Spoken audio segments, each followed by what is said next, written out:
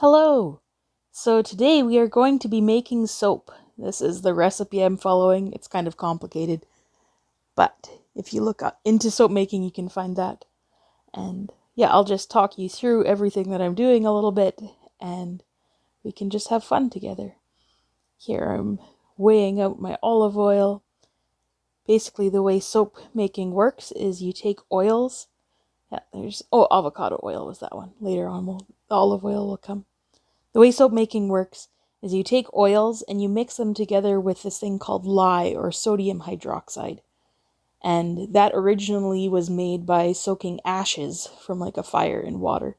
And that would turn into lye, and they would mix it with fats and make soap out of it. And there's this whole scientific thing, that explanation for it.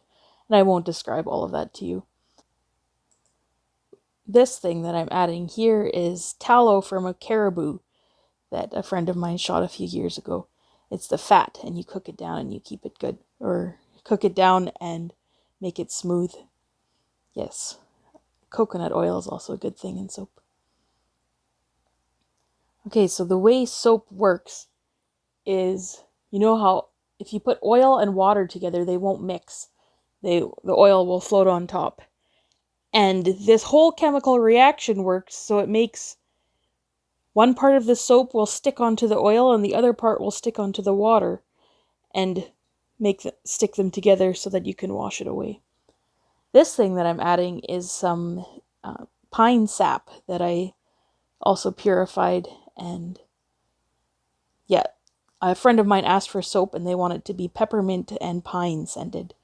So this is peppermint essential oil. The pine sap will just get melted in with the rest of the soap. Everything gets weighed out on a scale. Here's the pine needle oil. If you needs to be weighed out just perfectly. Otherwise, if there's not enough oils and too much lye, then the soap can burn you. So it has to be made just right. It's hard to weigh out these little things. I had some trouble. Put some cedar wood in just to give it a different depth of scent.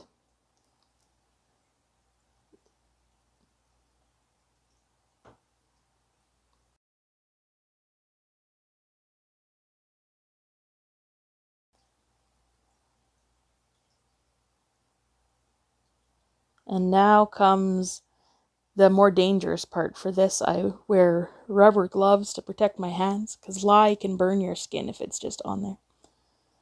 I have another jar, and I'll put some vinegar in there. Lye is really basic, which is kind of like, I don't know if you've ever mixed baking soda and vinegar together and made a volcano out of it. Lye is like even more strong than baking soda. So I have vinegar so that if the lye gets on anything, I can wash it off and neutralize it safely. So now I need to weigh out all of the lye so it's just perfect.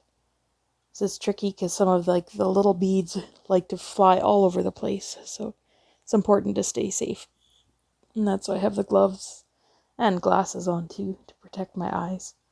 People have gone blind from lye before. This isn't just something to do quickly at home unless you have done your research. See, now I'm rinsing off my hands in case I got any of the lye on there. I'll wash it off with some of the vinegar and wipe around on the counter wherever the lye could have got on, or the table.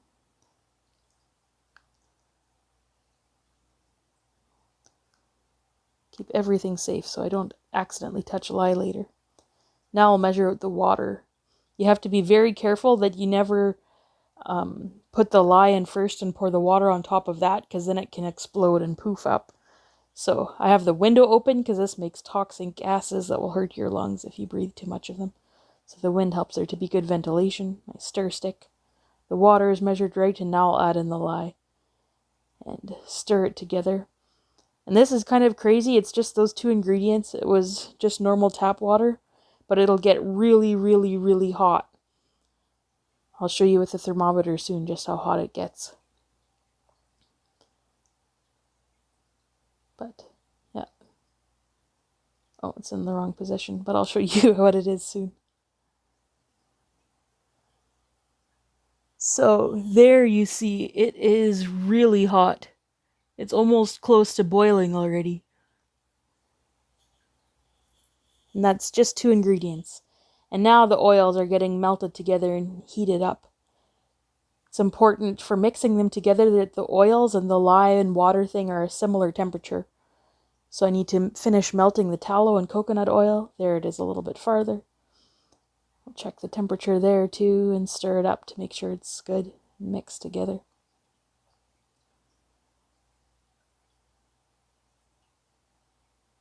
And then soon we will add in the lye. I'll turn off the water or turn off the heat. Now I made some mistakes in doing this. I think I mixed them together when it was too hot. So it won't look quite like it's supposed to later on. So don't take this as a tutorial. Learn from other people rather than me. Mix it together. Now it needs to be mixed together really well for a while. So I'm going to use the hand blender for that. So I like making soap and I enjoy it. But there's also a lesson in here too. You may have figured out in most of the videos that there is a little bit of a lesson that fits in. Do any of you use soap to wash your hands or whatever? Now imagine if you could just wash your hands once and they would be clean for forever.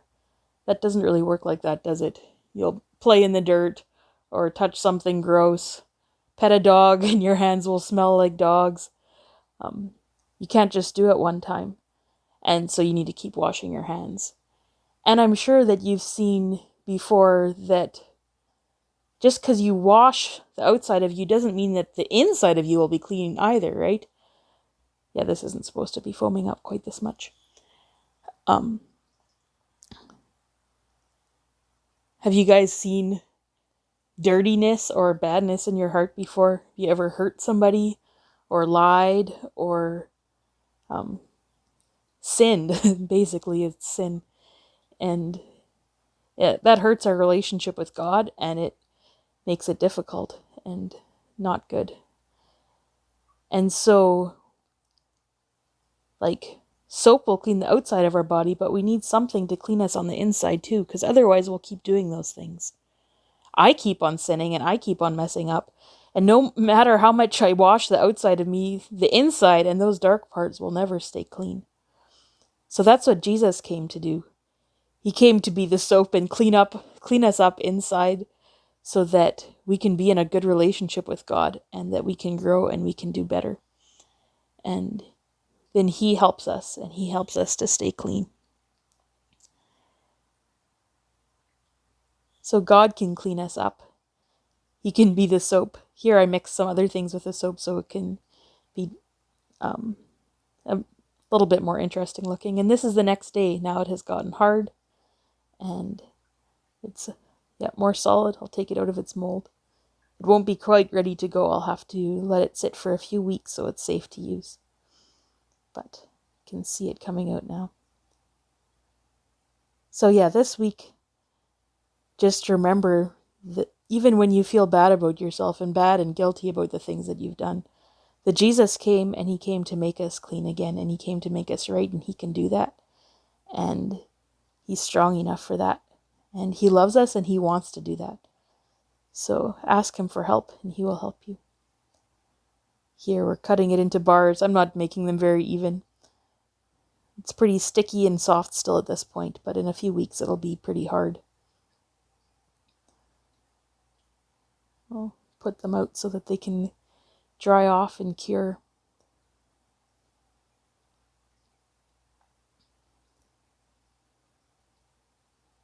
And here we see the Peppermint and Pine soap.